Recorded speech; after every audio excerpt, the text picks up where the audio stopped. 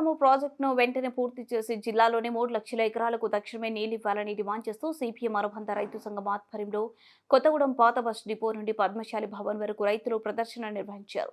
ప్రదర్శన తర్వాత ఏర్పాటు చేసిన సదస్సులో సిపిఎం నాయకులు మాజీ ఎమ్మెల్యే జోలకంటి రంగారెడ్డి పాల్గొన్నారు. ఈ సందర్భంగా ఆయన మాట్లాడుతూ సీతారామ ప్రాజెక్టును ప్రారంభించి 20 ఏళ్లుగా పైగా అవుతున్నా ఇంతవరకు ప్రాజెక్టును పూర్తి చేయకపోవడం పాలకుల చేతకాని ఇతరమన్నారు.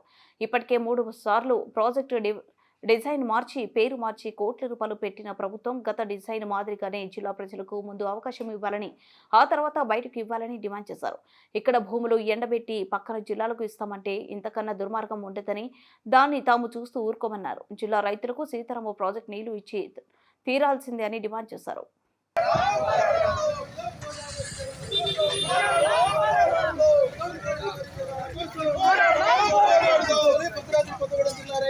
సాగునీళ్లు ఇవ్వాలి ఇవ్వాలి. భద్రాద్రి కొత్తగూడెం జిల్లా రైతాంగానికి సాగునీళ్లు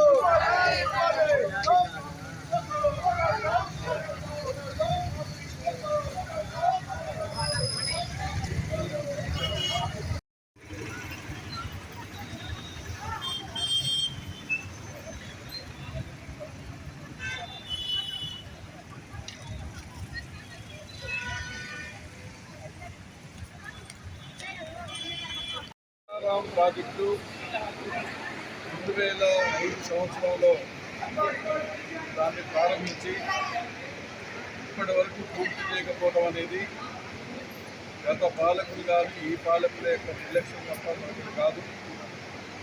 ఇవాళ కొత్తగూడెం జిల్లాకు సంబంధించినటువంటి ఈ ఆయకట్టులో ఉన్నటువంటి ఆయకట్టుకు నీళ్ళు అందకుండా మూడోసారి డిజైన్ మార్చి ఈ జిల్లాకు నష్టం జరిగే విధంగా తీసుకెళ్లాలనేటువంటి ప్రయత్నం చేస్తూ ఉన్నారు.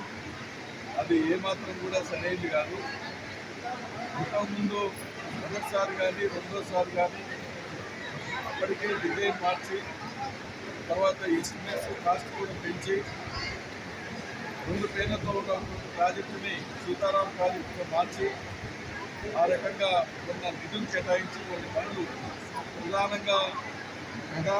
ప్రధానమైనటువంటి కాలువ కొన్ని పనులన్నీ చేయడం జరిగింది.